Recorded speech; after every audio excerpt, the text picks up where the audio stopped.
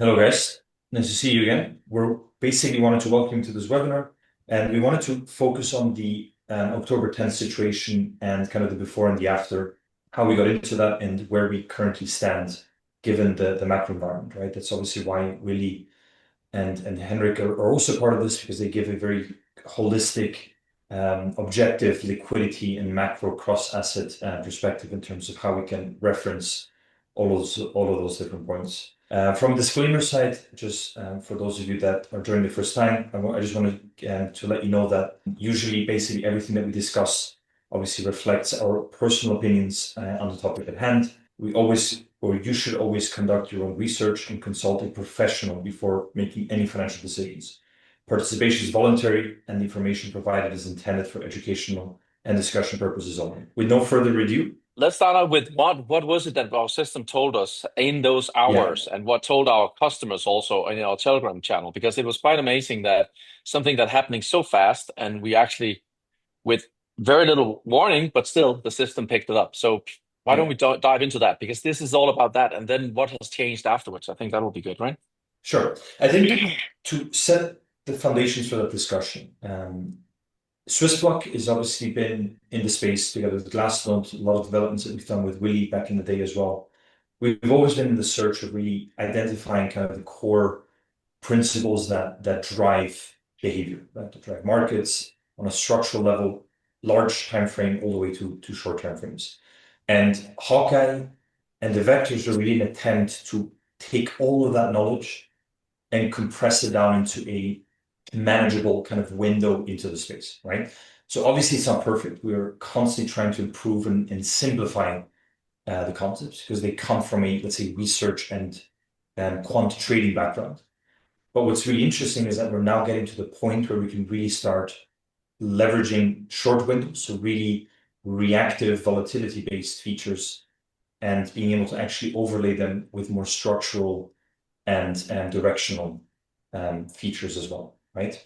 And what I will show to you guys today, or what I wanted to start out with, is a kind of a sequence that was present in the Bitcoin vector. So for those of you that are not part of the Bitcoin vector and you're interested in actually understanding Bitcoin structure, which is obviously clearly fundamentally important for understanding the general crypto space, and this is kind of a window into how those things combine.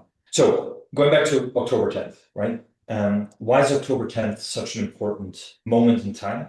And why it's actually a super important point in the timeline to be able to really understand how robust frameworks and systems are.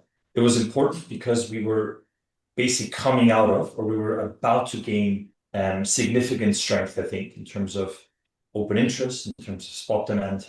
And it looked like we were about to actually reach a new all-time high, right? There was like a good indication that there was momentum building from the lows that were established a couple of weeks prior to October 10th, and after that sell-off, right, when we basically reached 124.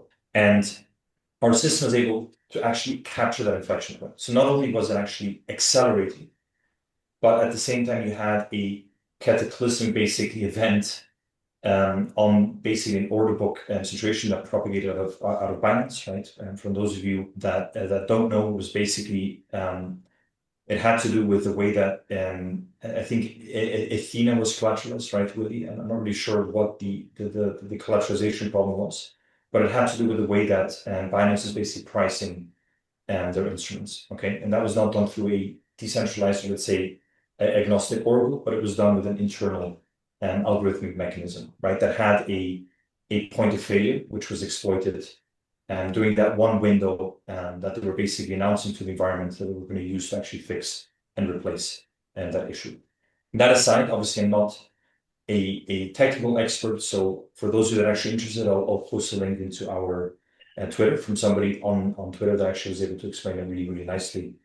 But the point for our sakes, or for the sakes of our discussion, was that we had this kind of, think of it like a plane that was literally lifting off and then all of a sudden had a catastrophic problem and had to actually emergency land, right? So you had these two opposing forces that created a massive inflection point. So this is where kind of the longer time frame and the shorter time frame interconnections become super critical. When it comes to the Bitcoin framework or the Bitcoin vector framework, this is what we call the flash crash. So what happened on October 10th at 5 p.m. UTC is that all of a sudden we had a fast change in the volatility spectrum of price, right? Which is basically what this flash crash is actually tracking. So it looks like the actual, to put it very simply, obviously there's more complicated reasons as to how this works, but it very simply is able to actually identify features within the volatility spectrum that you have on the price and identify when something actually is starting to tend towards a 1 standard deviation or more type of move, right? Which is usually important to figure out because that generally means in this specific case that you have a lot of downside vol that is going to hit your portfolio. So this basically triggered, and simultaneously about 2 hours later, actually, sorry, an hour later at 6:30 UTC time, we also had a structural shift. And the structural shift is tracking the volatility change within the environment. Why is that important? Volatility is the number one thing you need to understand if you're trying to understand price structure, right? So it's all about identifying volatility and understanding volatility structure. Very difficult to do, but we have a structural way to be able to actually represent that. And when that actually shifted, that told us that short term was actually something that was happening that was significant. To put this into context, think of it like you walking on an icy lake, right? And all of a sudden, everything is fine, but then you start hearing a crack, right? That's the flash crash. You hear a crack. And in that moment, you don't know if it's actually going to be something that is going to be problematic, that is going to lead you to actually fall through the ice into the cold water, or if it's just a crack that is then just going to be a local problem, but not a problem as you move forward. Once the structural shift comes into play and it moves into a bearish environment, it means that that crack that you created in the step before is actually becoming a problem, and the crack is actually becoming bigger, right? So this is not something that is going to go away very quickly because your actual environment is actually shifted due to that drop, okay? And that becomes especially problematic because at that point, you know that it's not a localized phenomenon, but it's going to be something that we're going to have to deal with for a longer period of time. For the actual Bitcoin Vector subscribers, we then actually did an actual post-mortem analysis, which I'll go through with you guys right now. Where we basically highlight. Jan, so the flash crash signal came out at when Bitcoin was at 118, right? Exactly, between 119 and 118,000, right? Exactly. That's not too bad when we know that Bitcoin went down to 102. So there's actually two different ones. There was one at 121, and then the one that confirmed it was at 118. That's when you knew that something was really, something is really happening. Yes. Okay. So it's actually historically it's never triggered twice. So this tells you how strong of a collapse or a central focal point collapse October 10th actually was. We had two triggers. And the reason for that is that on a standard deviation perspective, we had a nearly 5 sigma event. It was like a 4.6 sigma event. And that happened within 30 minutes, basically. Okay, so super, super localized. And to put this into perspective, so what does that actually mean historically?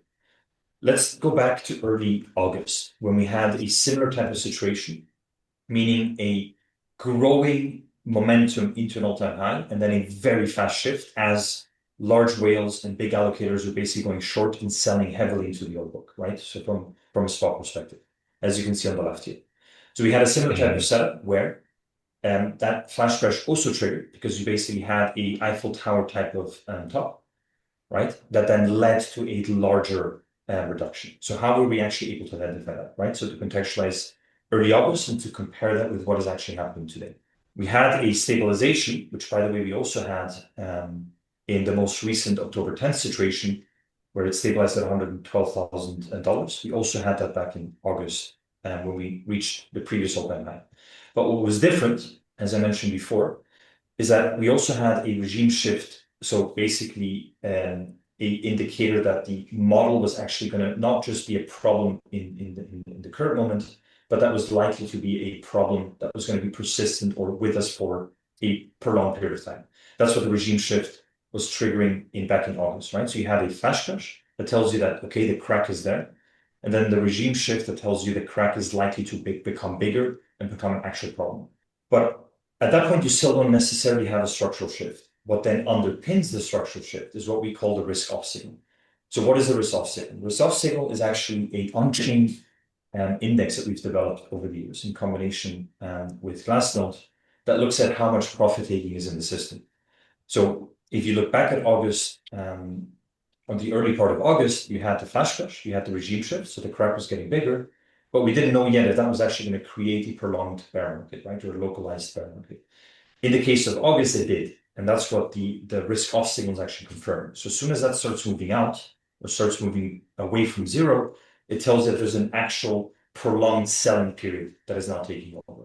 So you go from localized crack to the crack becoming bigger to then actually the crack starting to actually show the water, right? So you start having islands of ice that then start floating around, which is obviously very dangerous, right? As people sell into the actual reduction in the momentum in the market, right? Which usually leads to bear markets, right?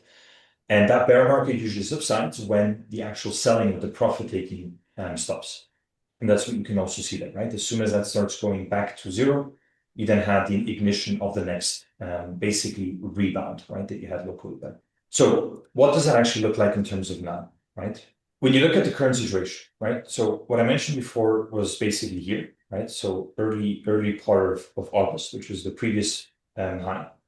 We had that correction, right? That led to a prolonged, basically regime shift, right? So prolonged period of downside volatility that is not good for directional players. And at the same time, we also had a risk-off signal that was actually very dominant, right? So from basically the 21st of August all the way to the 9th of September, you had a bear market, right? A local bear market, which then basically resulted in the foundations for the next move up that culminated in the mid part of September, that then also led to the actual local peak that we had on the 6th of October. Since then, we've had the collapse, which was triggered, as I mentioned before, with the two different flash crashes. We had a shift as well in the regime shift model in the same way that we had back in August, right? So very, very strong downside volatility that was persistent, right? And this has lasted now for a good 2 weeks in the same way that it did early August. But the key difference between the two things is the actual profit taking. Okay, so you saw that in the middle part of August, there's a lot more people taking or selling into the order books, selling off their actual spot Bitcoin. That was not what we saw this time, right? Which leads us to believe that whatever happened over the last 2 weeks was a lot more technically driven and not fundamentally driven.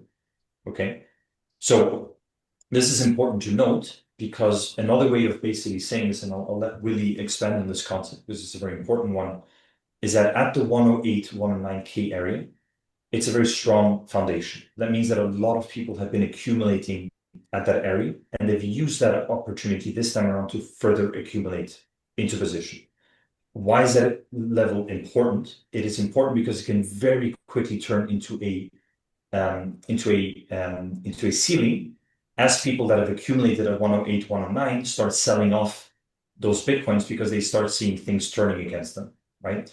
So it becomes very fragile. And that's why the macro environment, or to understand the macro environment and flows, are very important in those situations because they tend to be very big inflection points, right? They're a foundation now, a very stable bottom. But if things turn really south, so let's say, for instance, that today inflation would come out at 4%, or war breaks out between Poland and Russia tomorrow, that is the accumulation that then becomes instant sell pressure, right? Which becomes a real big problem and then turns the entire structure negative. I know that was a lot of different things put together, but this is why, let's say, the layered approach that we have on the crypto side, or on the Hawkeye Bitcoin vector and altcoin vectors, are very important because we're really incorporating all of these different things, short time window all the way to long time windows, to be able to give you localized and also structural information, right, as things shift. Really, just also to show that how the framework works in the event where we really need it to work, and it does work. So that's good. Exactly. All right. Should we jump? But that was so let's take 2 steps back now and look at macro, because I think that everything gets anchored into macro. So yeah, not too much have changed. You can say we haven't gotten any non-farm payrolls. We haven't seen any initial claims over the last few weeks here because the US shutdown. So we can't say that we really have an updated view based on anything there. There's no imminent signs also, if you look to some of the what I call the imminent recession indicators that can tell us that things are developing in a bad way. We look at the short-term yields, and we can see that they have started to move lower. Surprisingly enough, also the longer-term yields are starting to roll over, which is what I said also when everybody was freaking out about them spiking a little time ago. What I said was they spike. They are lacking the business cycle, which means that when the business cycle is rolling over, the employment and so on, then the inflation and yields will come later. So everybody freaking about that 3-4 months ago really had to understand that that's because they kind of follow what we see in the economy. Today we had inflation numbers that were a little lower than expected. Again, also according to what we should see. And as I've said all along, there's no inflation. There's a difference between inflation. If you take a bathtub where you have the water level in the bathtub, that is the price level. And I understand and can see also when I do my grocery shopping that prices have gone up. That's not the same as flow, which means that the amount of water that comes into the top, that is an inflation, and that is actually not as strong any longer. The water level is quite high, and that is the problem with the price levels, and that is why also the consumers are struggling. The consumers are simply swimming around there and trying to make ends meet, and that's why we have this slowdown in the economy that we see. For now, it can go on for some time. We haven't seen the effects really in the labor market just yet. We have seen the slowdown, yes, and we may see it when the non-farm payrolls come out. And we also need to remind ourselves that the non-farm payrolls we can see here for September, whenever they come out, and October, will be something that can have a revision, or we'll see a revision on later. But we can't really trust them when they come out. So we are kind of in a no man's land. This is the problem right now, because as I see it at this point here, there is very clear signals that in my way of looking at things, that the economy is slowing down. We can look at heavy truck sales. It's actually plummeting. And I can maybe just bring up a chart here also, as if Jan, you can voice me all over for a little while. Hang on. But a chart like this. So if we look at that, did I do something? Good. There we go. If we look at this chart here, we simply see something that is the heavy truck sales. When that kind of rolls over, and we see it plummeting, and we see unemployment running up or rolling higher, then we have a problem with the economy. Then the economy is deteriorating, and these are the things that we then have to just stop sharing here. That when we then hear what I call the people from the banks and the liquidity that believes that liquidity is driving the situation. And this is back to people think that the Fed can go out and then they can just all of a sudden, by their little magic stick, they can just make things go away, all the bad things, by saying that they're going to print money. This is what I hear all the time. If they print money, then they'll just make everything go away. Problem is, guys, that if they do that and we have a slowdown, they will reintroduce inflation. And they know that. That's why they can also be hesitant about it. And when they'll have to do it by the end of the day, because they will always choose inflation over deflation, you will see that inflation again will become a problem for the consumer. So at this point here, this about that the Fed can just step in. That is a narrative that has been developing over the last 20 years, because we have had a regime that can manage that. We actually see that the Fed can actually do the printing or the easing. But in 60s and the 70s, we would not be able to have done the same. And this is the problem right now, that if we see the rollover that I think we're seeing now with the economy, and it gets worse, the Fed cannot just save it like that. That is the misconception that a lot of people comes to. That is the liquidity believing that the fix, that the financial world think, we just need another fix. We just put it in the arm and then it'll all be great again. You can't stay high forever. That's the problem. You can't stay high forever. Eventually it will kill you. And that is what the financial market are going to realize. So the consumers is what it's all about. The heavy truck sales, it's just down to that. It's so easy to see the real economy is slowing down. The financial world has a party, and that's what we're probably going to see over the next few weeks here and months, maybe even in the market, in the risk on. But it's not the same as things are great. So I will say we still have time. I'm still extremely bullish myself on this at this point here. Bitcoin under 60,000, no problem. I think we can go a lot higher here just in a very short amount of time. But it'll be based on something that is more the fumes of the liquidity that comes out. And at some point, you're going to see, and that's not too distant, we're going to see the real business cycle rolling over.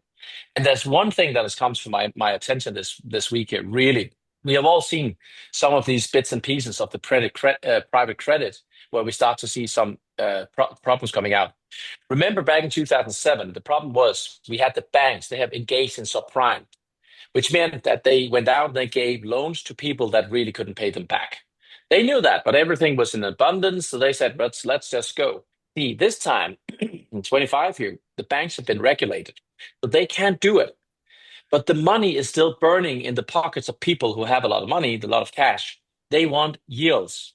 So now, instead of it having this money in the banks where everybody can see them, that the transparency is in the balance sheets, we can now see that there are starting to be problems in the next layer, which is in the part of the shadow banking system. These are the wannabe banks. It can be for car loans or whatever it is that have been moving into areas of lending out money to people, which is not a part of their business, by the way.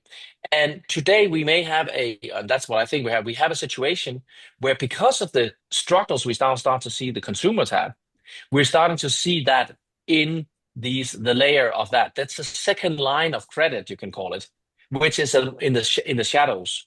So back in 2007, imagine a kind of a way where we had the dominoes were 10, 15, 20 big, large banks, and we just backstopped those, and we knew the we knew the size of their risk in the balance sheets. Then we could kind of sort it out. Today, the dominoes are not just 10 or 20 big dominoes that you can backstop.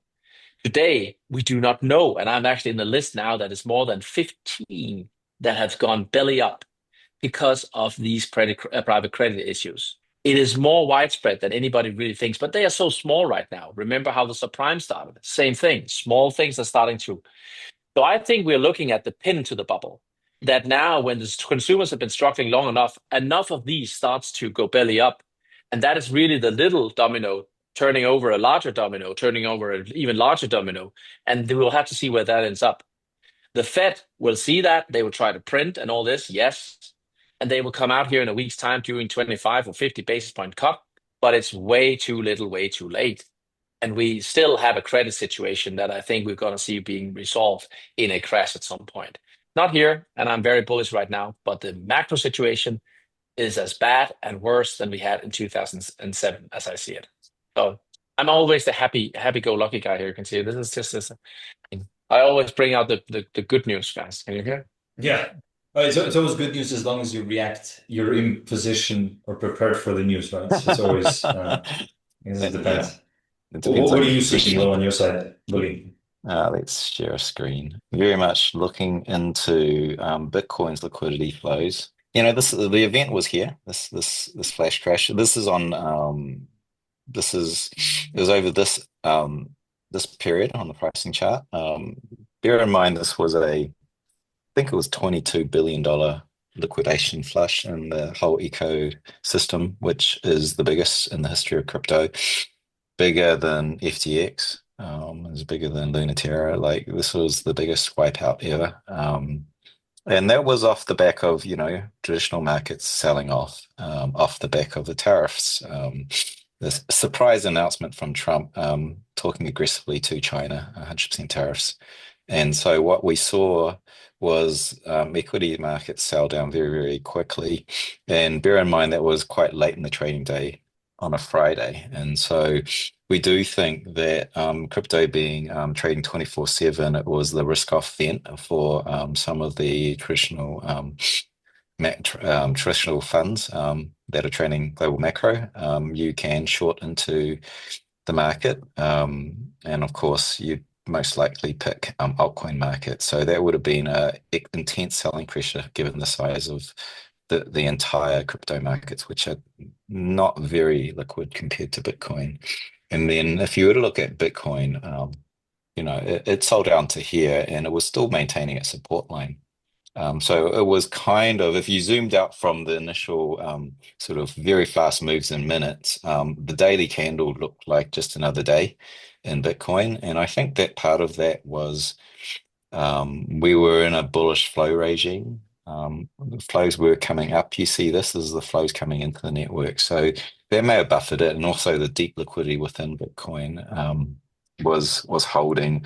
We heard of a lot of ETF buys coming in, and I think a lot of that was from individual investors setting limit orders in their brokerage account, and they got filled. They might have even forgot to remove those limit orders, but all of those sort of buy the dip, sort of way out of the money bids got filled, and it was a pretty highly liquid market within Bitcoin. Of course, it was incredibly painful if you were trading on crypto exchanges and onto the altcoin markets. I wanted to show you this. Actually, this is Glassnode's feed of the basis rate on calendar futures. I think this is, I can't see it. Okay, calendar basis. Yeah. So this is the calendar futures markets, and it's an example. You'll see that if I zoom, so this is like effectively the yield you would get in a basis trade, meaning I'll hold the spot and I'll short the futures, calendar futures, and I'll collect the funding yield. And if I zoom into here, you'll see that this thing started flash crashing down, right? We're liquidating all of these long positions that were set up. So as they get liquidated, their position gets dumped, and it gets dumped, and it gets dumped, and it gets dumped, and you get this cascade of liquidations pushing, okay? And then what happens in a situation like that is whenever you have people, short-term investors or speculators wanting a long exposure without having to buy the coin, you do it on futures markets, right? So there is some long demand, and you want to match that demand and provide that. And the people who provide it are basis traders. They are arbitrage traders that are say, okay, I will take your long contract and meet it with my short contract, and then I hedge out to the spot market. So effectively, these guys are transporting liquidity from the long demand on this market to spot markets. Now, you can see that as this thing was pulling down, this thing happens on exchange. It's called auto deleverage, ADL. So when all of these guys that are going long and long positions are getting liquidated, at a certain point, there's no one left to take the long positions, and the guys that are in the short positions have no one to match their position with, because they've all been culled. And so the exchange goes, well, there's a mismatch, and what they do is they deleverage. Say you're 10 Bitcoin short, suddenly you find yourself 5 Bitcoin short or less until they unwind your position, because there's no one else to meet it. And so that creates haywire within the quantitative world, because now they've got to like dump their spot position. And there was a lot of like kind of crazy stuff happening within the quant trading world with some of these guys that couldn't handle that, started to get liquidated. And what happened was all of this arbitrage activity feeding from the futures markets going into the spot markets. I'm showing Bitcoin, but it was happening 10 times, 100 times worse on altcoin markets, particularly on Binance. They start to pull out of the system. All these systems are unwinding, and you suddenly see, as we bottom here, traders are going, I want to go long. It's the flush, I want to go long. And you see the funding rate go sky high, because there's no quantitative arb guys to arbitrage that demand to the spot market. And you see this sort of haywire thing that goes on. And then the system repairs as they get these systems under control and provide that liquidity for the long side, bring it over the spot, and then you'll see this recovery. But this is like the quant trading world going haywire here. And then we're kind of reconstructing here at this point. So I just wanted to tell you that that was the micro view, and on Binance, like even the API and the price feed was giving the wrong information. So those guys were like, I have to unwind this size position, but it was the wrong information. So some of these guys were, some of them completely blew up if their systems weren't robust.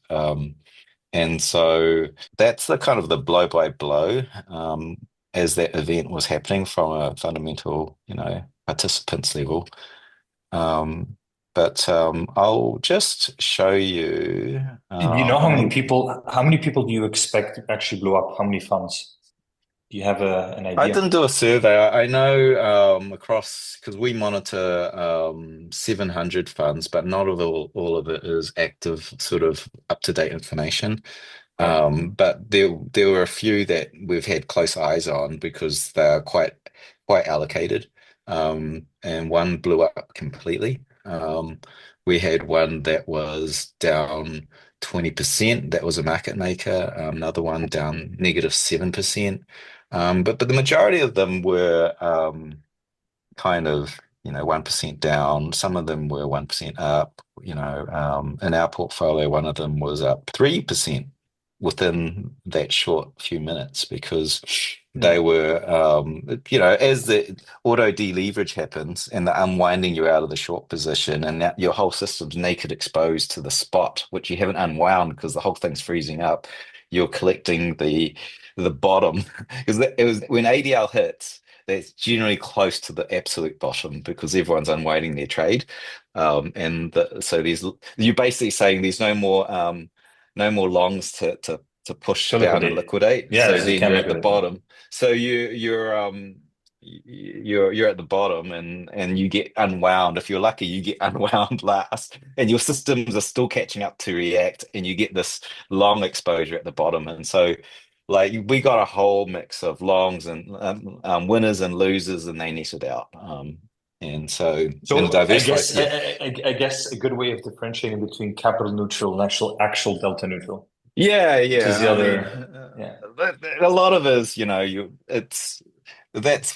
you're diligencing a quant hedge fund, you really have to look deep down the rabbit hole of their execution systems. What happens in this kind of stress test, and then you can't really tell until you get a stress test because it's all theoretical, but nothing works because the price feed might be out. Are you caching that? Are you trying to check that against your feed to double check that the feed's out? And then as you're unwinding, cross your fingers that your API calls to the exchange is going to get met, and because the exchange is freezing up because this infrastructure is not robust. It's using web architecture. So, this whole thing goes haywire, as you can imagine, and that's what happened. $19 billion got wiped in liquidations. Hedge funds pulled out, some blew up. Do you really think it was 90? I've heard through the woods, little birdie telling me that it was actually a lot more. That it was closer to 200 billion in kind of total damage because of the rate limiting. Because I think they only surfaced 5% of the liquidations, right? At least in Binance. At least that's what I've heard. Look, I would say I'm just the reporting numbers on these websites, which are clearly understated. It's only the exchanges that they're tracking. They're only tracking liquidations. They're not talking about the losses incurred on the spot on the other leg, right? People are doing complex trades, and we're just talking liquidations and total damages. One hedge fund blew up, and they were sizable. There's a good portion of that 19 billion. It's not insignificant. So, in total damages, I would say, but 10x that, we'll see. 200 billion, that's a lot. That's a lot. But think about it. Think about it, guys. Think about how fast that happened. And this was because of what? I mean, if I'm right, and we're going to get a credit event like I'm talking about, you're going to see the Dixie at 123. And this is what can happen within a few hours here. I may not be so crazy when I call for very low levels in some of the cryptos. Henrik's rubbing his hands together for another one. No, I don't. Absolutely, I don't. No, one thing I do not is I do not want people to lose money. That is also why I'm saying these things and I'm coming out publicly with it. I could keep quiet. I could say, we could just keep it. Yeah. No, I could just keep it in here. I mean, just nobody needs to know outside. But I actually do feel that we are seeing a glass house here being built of expectations and things that simply just do not hold at the end. And if this small thing can trigger this, whatever it was, we don't even know, God forbid something like 2008 comes by or something bigger and worse comes by, which I think it will be. So, I mean, this shows us the fragility of this and also why we need to be so careful, understand the system, understand that we have signals, and when the signals are flashing, then we need to do whatever is needed to be done, right? Yeah, To protect capital. For absolutely, sure. absolutely. And actually, to this point, most of the people I talk to think, this is within Bitcoin and crypto, they're saying, the structure's so much stronger. We don't have the crap we had in 2022 with the DeFi stuff, Lunatera, FTX. We got, regulated companies, all this sort of stuff. And the thing is, most of the people or like the Fed's dropping rates, it's always just the single one part of the picture. It's not the full picture of what about global macro? What about a business cycle downturn? And I remember I was trading through 2008 privately, not professional, just learning it. And that was wicked. And Mhm. the like I tell you, I was subscribed to intelligence letters, and they're all different, right? They're all very different approaches. And by the end of as it came, all three letters started to say, make sure you've got 3 months food in your cupboards, enough water, enough cash, and if it really gets down to it, silver coins to barter, because Mm. this system is fragile and the banking system is very, very, very under heat. And I think at one point it was like within 48 hours of melting down the banking system, that would have stopped all global trade. And that was never put out to media. It was staved off by some emergency liquidity injected by the federal government within hours that staved it off. So, yeah, the system's it's got some limits to it, just like what we saw here with the crypto. The TradFi system's brittle as well. It is very brittle. Um, and if it's been patched. I'd say it's been patched since 2001, again and again and again, but it hasn't been fixed, hasn't been detoxed. So anyway, I would go back, like I'll zoom out from the minute time scale to the a few days out from that, and you saw this flash crash down here. Okay, and then what happened here with at this point here, we started to see some of the investors, the longer term investors, that you see that because they're transacting coins they're sending coins into the exchanges, presumably to sell. That's when they're going in. We presume it's to be sold. Those guys are now starting to take profit. That could be old coins they bought like 5 months ago, a year ago, 5 years, 10 years ago. But that impacts our SOPA model, and it rolls over, and that means profit taking. And it's relatively steep gradient. So a few days, like that was 10th, round about here. 6 days later, with the price not really strongly rebounding, we saw some profit taking from long-term investors. Meanwhile, it was kind of counteracted by being oversold in the short term, technically for the technical traders. If you're trading mean reversion to buy the dip and ride it back because it's so undervalued in the shortest time frame, they were buying. So you saw the sort of push and pull, and that led to a very choppy tactical environment, which we covered in both the Bitcoin Vector for institutions and pros, and Bitcoin Vector Lite for retail investors, just to describe the environment. And you can also see this complete flush of speculation going way down to the lowest point it's been this cycle, like complete flush. The last flush of the scale using this model was the end of FTX blowing up. So it's on that scale, this is even for Bitcoin. I'm not looking at altcoins. So that's what's what's happened, we've had counteracting forces, and it's been a choppy environment, which we've been exhibiting. And if we zoom out a little bit further, we can see this is looking at the amount of capital measured in billions of dollars per day on the y-axis, coming into the network. And I covered that a little bit earlier. The flash crash happened into a bullish phase of steady increasing of flows. And so that's been happening. And, I was quite positive that potentially the structure before the flash crash would be setting us up to potentially break this high here to mount an attack on all-time highs. Because when we reached this high here, it was driven by just a shade under $3 billion a day of inflows. When we reached this high here, it was only a shy of $2 billion.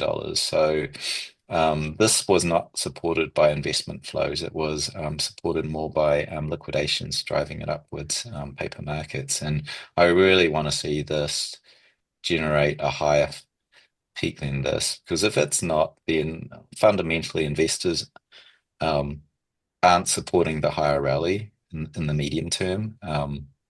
And so with this, we're currently in a bearish divergence, and it's kind of a lackadaisical, wishy-washy structure here. We're kind of like, there's flows. If you look at the area under the curve, there's a decent amount of capital. It's not like really strong, and I'd like to see that strong. And then we want to look at the flows now across the ecosystem. This is another view of the flows in Bitcoin.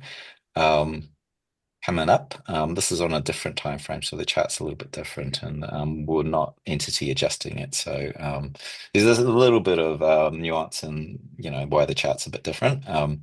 But this is our view of flows coming from the alternative networks of Ethereum and Solana. And you can see after the alt season, we had from this base that was formed in the initial pump when Tom Lee's public treasury company started launching with ETH. We saw this, and this led to a kind of an alt season, and we've peaked, the flows are declining. And key thing here is that when you see this happen and flows coming down out of it, Bitcoin, and flows climbing in altcoins, it's a risk rotation. It's a risk rotation into more gains, and you better watch out if this declines and Bitcoin declines, because that capital that went higher up in the risk curve is not coming back to Bitcoin. It's leaving the system and it's leaving Bitcoin. It's usually a cycle top. And what we have right now is flows coming into Bitcoin, and it's holding steady. So it's very promising. And to me, it says that we're forming a base here. Let's see if we can get stronger, have a fundamental drive at all-time highs. But that's a promising sign. And then I'll zoom out last onto the full-on macro cycle. Actually, I do this with the risk here, local risk. So, I could take this back, way back to multiple cycles, as far as the data goes, actually. And this is measuring liquidity from spot investors into the system. And you can see that it chops around and gets it signals red alert, and then there's periods where liquidity comes in, the risk drops, and that's where you get the dip and liquidity comes in and it climbs up higher, right? And so we were actually structurally repairing itself before the flash crash. We saw liquidity from investors coming in. This is not paper markets, not speculators, investors. And we saw the risk starting to drop, and this was starting to look good to support a break of all-time highs. Flash crash happened, and the risk has gone back up. So it has done local damage to the structure, the liquidity structure, and we just need to see how this repairs. It is repairing, like it's stopped its move upwards and it's chopping around. I'd like to see that start to move downwards, and maybe we get another swing at the highs. Certainly the altcoin rotation I showed earlier here is signaling, showing that things are improving and not like it's not saying cycle top, that's for sure. But can we mount a good attack on all-time highs supported by Bitcoin, which is the base, and then I'd expect a rotation to altcoins as that starts to run. Now, something really unusual is happening in this cycle, because if you look at the last cycle, liquidity is dropping away and the clock's ticking on when we enter a bear market. You don't know when. At a certain point, liquidity stabilizes from investors at this point here. Where it stabilizes, it's supportive of moving higher into the late phase because it's all momentum. Everything wants to move up. And the paper markets came in with liquidity and pushed us to the top. And that's usually the logical case because you want the short-term tourists to come in late phase where the long-standing investors are sort of not buying in as much, right? And that's a logical pattern of a late phase. What's unusual right now is spot investors are stabilizing. That means spot liquidity is holding its ground. It's holding this thing up. And we had a turn in liquidity coming from paper markets. Remember it's coming from the calendar futures, it's coming from perpetual swaps. These guys are on different time frames. They want long exposure that does arbitrage across the spot markets. But that you're not going to see them as on-chain transactions going off to a wallet because they're tourists. They want out at a certain point. And so that started to flip around September, way before the crash, liquidity stress test we had. So that's starting to wane. So that's quite interesting. So if spot holds and even makes a climb, and maybe that adds more sort of the tourist speculator coming in, then we'd be good for going higher. If spot drops and paper's dropping already, that's bearish, right? When both liquidities are dropping, you've got no liquidity, they're both declining. So you'll see that here in the first top of the last cycle, you see that at the ultimate top where both liquidities are dropping away. And really, when both liquidities start to come in from both markets, demand from both markets, then you see the bottom. So structurally, we're teetering, but we're held strong by liquidity coming from real investors, not the short-term tourists. And we've got promising signs from alt rotation. And a structure short-term that's repairing. So I think it's promising that we will get this blow off top that Jan and Henrik are saying will happen. I'm just saying this is what the structure is right now. It could go higher, it could not, but we're teetering, but there's promise to repair itself and move higher. Makes a lot of sense. Let me just quickly segue into a couple of things on Hawkeye, and then we'll maybe go into some of the questions as well, just to give some time. And there's a couple of things that I think make a lot of sense that you mentioned before on the fundamental side. So let me just quickly start with this here. So this is a view, like you showed before, on the actual liquidity on Bitcoin, right? Similar in terms of measurement to what you showed before. And you can see very clearly that you have that recovery that you mentioned before, right? So we're also able to measure that. As you also have a collapse on the Solana side. So Solana's really lost kind of that momentum that it was riding on in mid-August into probably the early parts of end of September, maybe the 24th of September, kind of that 4 to 6 week time frame. And we also have Ethereum actually rebounding. So Ethereum was actually super strong, and it is showing a similar pattern to what we saw back in the late phases of 2020 and the second phase of 2021, right? So not to draw direct parallels, but liquidity-wise, in terms of the marginal buyer that comes in that is willing to pay a higher price per unit of Ethereum is going up again, which is obviously a very good sign. Like you mentioned before, you don't have sustainable price action without a very strong foundational liquidity injection into the system. So this is something that we'll definitely be, I think, analyzing very closely. And obviously on the Bitcoin Vector Lite part, where we look at liquidity specifically, it is obviously, I think, at the core of everything that we need to understand. So structure right now is all driven by liquidity. Having said that as well, we have a new metric that we've been developing together with Henrik as well, which is actually super interesting to look at as well. You can see it here. You can see my screen. We define it as a risk on, risk off type of metric. And we basically look at all types of ratios on the global macro part, so the cross asset landscape.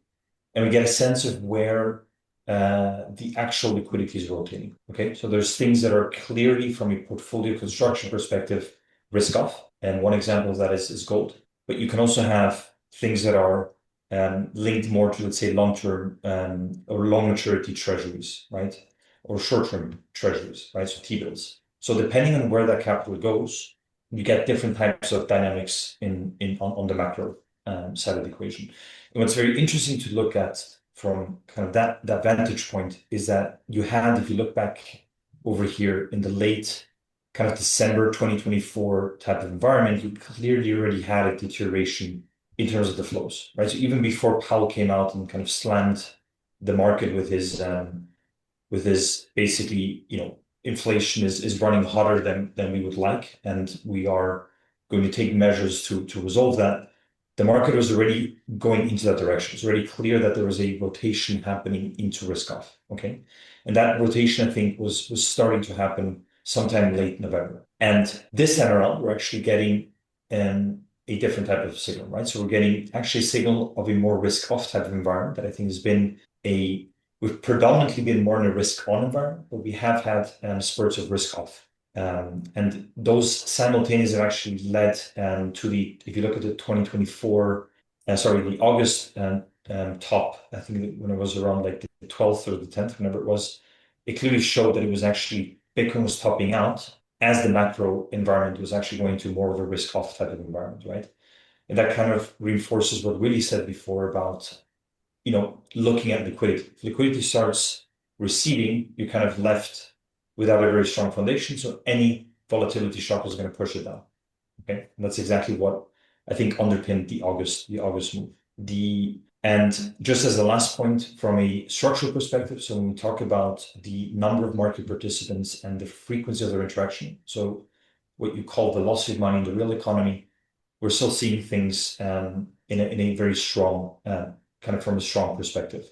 We're not seeing any indication that we're seeing a degradation on that front.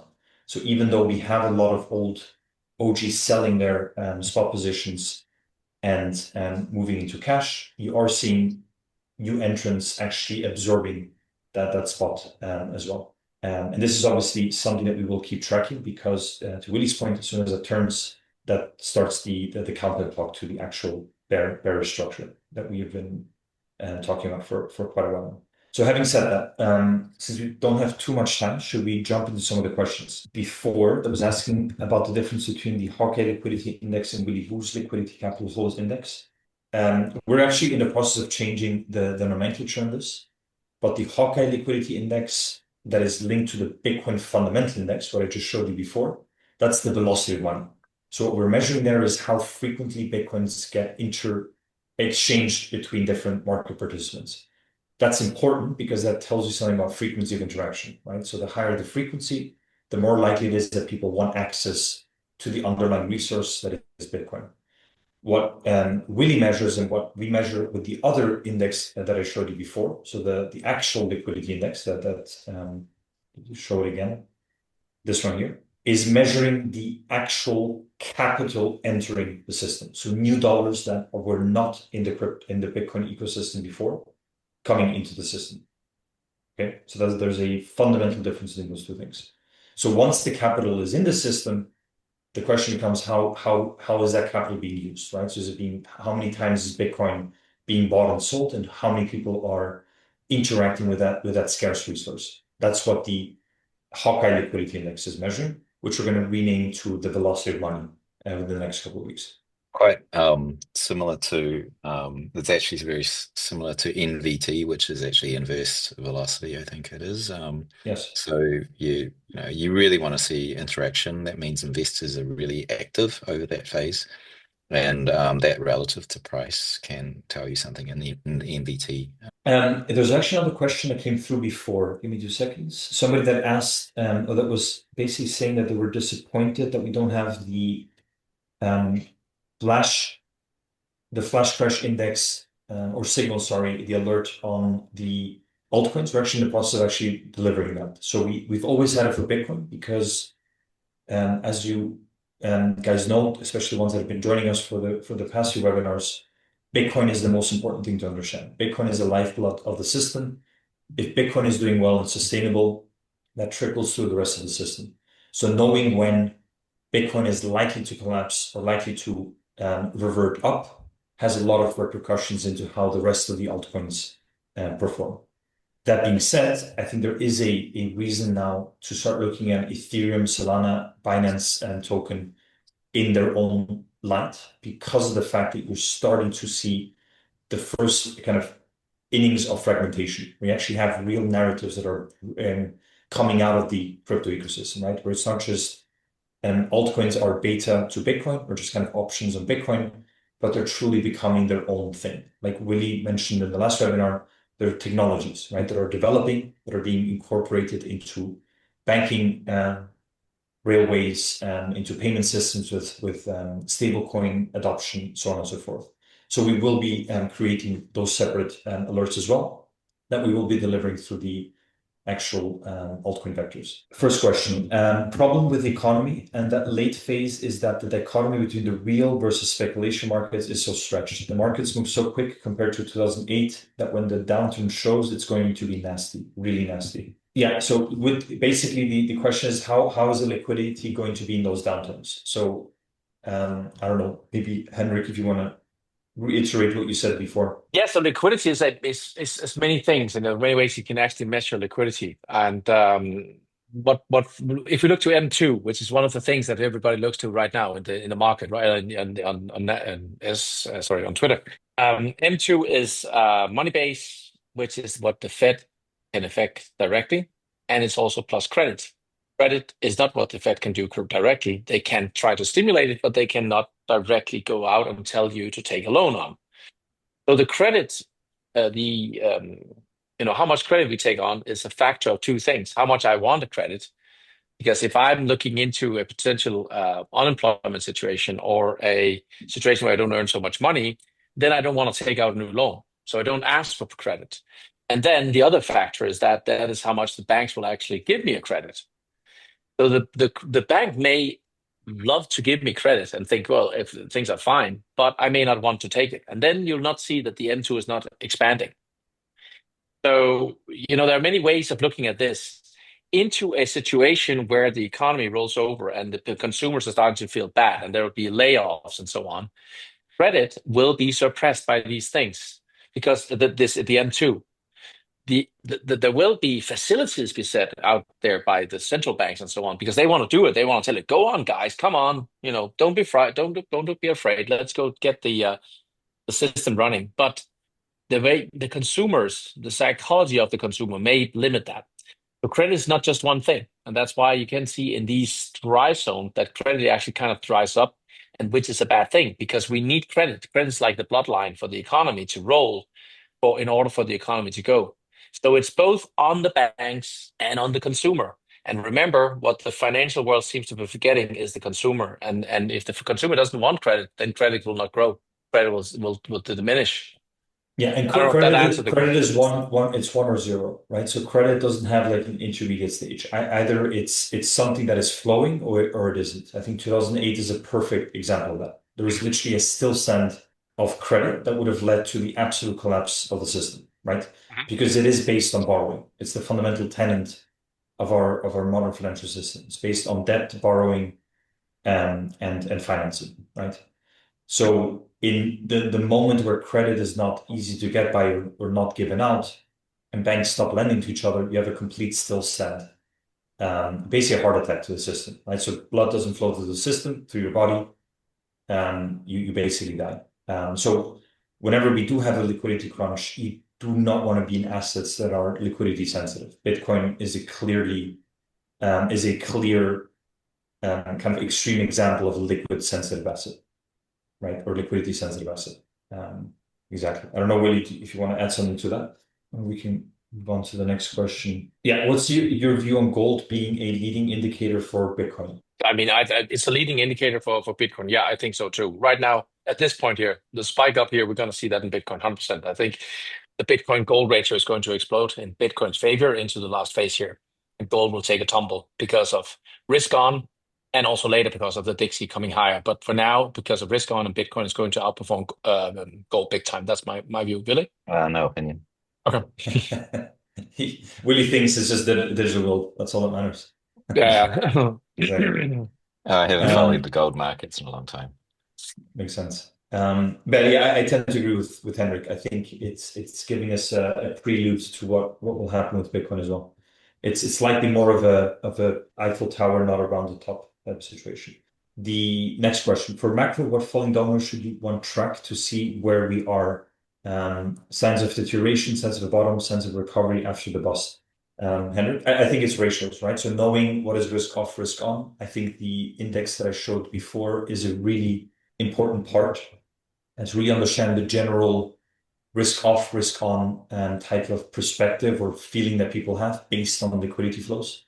What else, Henrik? Yeah, well, so I mean, we have the indicators that things are rolling over, and we need to understand that it might take some time. And of course, then the My Business Cycle model will also at some point start to show that the leading indicators, when people are feeling the worst, people will start to bounce, and then I'll start to say, like I did in 22, say, guys, it's not that bad. We're actually going up now, and everybody will not see that. There are indications out there in the economy that will show us that, but we just don't do that. We just don't have the indications right now. We are actually seeing the opposite. Right now, we're seeing the leading indicators that I follow are plunging faster than anything we've seen, all the recessions we have ever looked at, faster than any of these. And the only thing that comes close to comparing to it is the big financial crisis. And we can shove that out to the side and say, we don't believe in that, Henrik. I say my model is right. So for now, there's no indication that we are recovering anything, and the everything I look at in leading in terms are just telling me this is going to be bad. And I think in terms of bottoming and major inflection points, it again leads back to credit and the underlying dollar, right? So safe haven. So when everything blows up, it won't be gold, right? Gold, if you look at the previous recessions that we've seen, gold has sold off significantly. And the reason for this is that people tend to use their reserves to be able to cover losses in different areas, right? It could be margin requirements. It could be paying off, mortgage debts, right? There's a plethora of different things that people will use gold profits to kind of backstop. So I think that's going to be an indication, and I think, like we always say, the dollar, right? So understanding the DXY, I think, is going to be fundamental in all of that. So understanding risk off, risk on perspectives in the global kind of cross-asset perspective, understanding how liquidity flows through them, if there's more rotation into risk on, risk off type of place, and the underlying structure in the dollar. I think those are the key ones. Question: as BTC and ETH aim for all-time highs, do you expect another sharp correction like we had this month? Absolutely. The closer you get to the top, the more volatile. So I think the flash crash signals, like we showed before, absolutely critical to understand when volatility gets skewed to the downside, which usually means you ingest a lot of volatility into the portfolio and don't really get the returns, right? So it becomes very volatile, but you're not really moving forward. I think that's really key to understand and to diminish, right? So going to more kind of stable assets and cash to be able to counterbalance that volatility is going to be key. But being on your toes, right? It won't be a smooth ride because we are getting closer to the end, as Henrik mentioned. And that tends to be volatile as you have these kind of constant battles between profit takers and allocators, right? Getting back into position. Dollar weakened versus euro after April crash. Why is blow off coming? Bubble talk is very mainstream now. Yeah, I think the mainstream version is the melt up, right? Which I think now it's mainstream. It definitely was the mainstream before Trump's election, right? I would say that I think the early part of last year, everyone was actually thinking that we were in a recession, which turned out not to be true. So I would actually say we're actually on the opposite side of the spectrum. If you look at Polymarket and some of the betting markets, it's actually, there's a 5% chance of a recession right now. I checked yesterday, I think with Henrik as well, right, Henrik? And I think there's a 60% chance of a recession next year. But again, these things, they develop as new information comes through, right? But for now, it seems like the majority of the market is not expecting a recession. Do we still believe long-term UST bonds will do well in this upcoming recession? Some have said that the recession will be so bad that even bonds won't be safe. Should we rotate to short-term bonds? What do you think? I think here Yeah. it's about the time frame. Short term, bonds will do well. Long term, I don't think bonds will do well because we are in a new inflationary regime, which means that bonds will see inflation go up. So I'm with Jeff Downblack on the long term perspective on this, and on a secular level, we're going to see inflation go up. We're going to see yields go up. That means that bonds will not do well. But in a deflationary environment where the flow opens up and all this excessive valuation is going to be flushed out, you're going to see bonds will do well. And I think we have a good setup for TLTs at this point. Yes. For those of you asking, so we always look at the US economy because it is the most relevant one, and being that it's the rest of the world economy is anchored to the dollar, right? If we like it or not, that is the case and will be the case for a long time coming. So always from a dollar perspective, and then we look at, let's say, Europe, Asia from that relative perspective. Final blow off top, March 2026. Again, like Henrik has said many times, it's not about the when exactly. We're more interested in the structure and in the liquidity flows, right? We have systematic strategies that we look at on a day-by-day basis, and we are, we have strong opinions loosely held, right? If we see the facts and the underlying information turn, then we will adapt to that new norm. The important point being that you have a good understanding of the flows, right? So the risk on, risk off, asset behavior, understanding volatility, right? So have volatility, understand how volatility affects your positions, and then have to kind of have a view based on those components. That's how we're going to approach this. But we do think that we still have upside in Bitcoin. I don't know, Henrik, if you want to give your targets, since that's more your thing. Yeah, sure. I'm still saying above 160,000, but the deterioration and the weakness in the structure is very, very strong. So I would say 160,000 and above there, then I would take my chips off the table. Yeah. Again, with volatility picking up, right? So structurally, Bitcoin, there's a divergence there clearly on the long time frames. I think what really showed as well is that there's a deterioration in the re-acceleration of the incoming liquidity, right? So, we are definitely getting closer to that late stage. I'd guess, this is purely a guess, 70%, maybe 75% before the end of 25. So we got like just over 2 months. I would agree with that as well. Yeah. I would agree. Yeah. So we're still, like we said, in September, towards the end of November, early December. That's what I would have said. Do you see that 160K target as well, or are you more conservative? I'm more conservative. I was 140, 160. Okay. How much risk do you want to eat for that extra gain? But if Henrik's right, if it's going past 160, that's significant. I'm seeing a lot of long-term technical indicators pointing this quarter, bearish kind of reversals that are on 1-year candles for this year. Now, I've never seen that before over decades. Yeah. Take this quarter as well. This quarter, it's November, December. I think maybe November for Bitcoin and then December for all coins. I will always remind people that in 21, everybody was talking about an amazing 2022, right? You guys remember that? I remember people screaming on the top of their lungs and late 21 that we're going to have a massively bullish 2022. So it's inherently difficult, right? We're dealing with a complex system. I think it's really all about measuring and looking at things in a relative perspective. So frameworks become super important, and just understand liquidity, right? If the flows aren't there, it's fragile. It's only a matter of time until the house of cards collapses. Sideways chop. So again, blow off top late cycle is not sideways chop, right? And you don't get, like, we're definitely not at the top here, seeing kind of the different pieces of evidence that we have because of the way that people are thinking about this as well, right? So I see a lot of capitulation, people saying, fuck this, I'm out, I'll come back next cycle. That's not what you see in the top. Tops are very euphoric. Everybody thinks that 26 is going to be absolutely amazing as Bitcoin gets close to 160,000. Use Hendrik's measure, right? That's what a top looks like. It pulls everything back in, right? Yeah, ETH SOL Targets. I mean, we're running out of time, so maybe we'll do one last one. Ethereum SOL Targets. It's higher beta to Bitcoin, so it's going to be relatively more in percentage terms than Bitcoin. And how much more, Henrik? What do you think with Ethereum? We'll cross 10,000, I think. And I think my target would be 12,000, but I would not be surprised to see higher than that also. But it will be a very, very bullish setup and into the final phase, and everybody will be all euphoric about it, but it'll be very fast, I think. Willie, I don't know if you have a view on Ethereum, but No, just I for the don't have record, any. you don't. I just Okay. track that stuff for flows. Yeah. Right. Of course. Yeah, I tend to agree with Henrik, definitely closer to 10,000, but I would say one thing. I think the Bitcoin or the Ethereum structure is a lot more robust. It's a lot stronger than the Bitcoin setup, from multiple different angles. I think from general Elliott wave structures, right, on the very macro side, all the way to liquidity flows. I think it's definitely stronger in the short to medium term. Awesome. All right. Thanks Good. a lot, guys, for the time. And Thank you. yeah, we'll definitely have Thank you, another guys. follow-up soon. Yeah, thanks a lot, Willie, Henrik, for joining. Have See a you on good the one. other Talk to you. side. Bye-bye. Bye, You guys. Bye.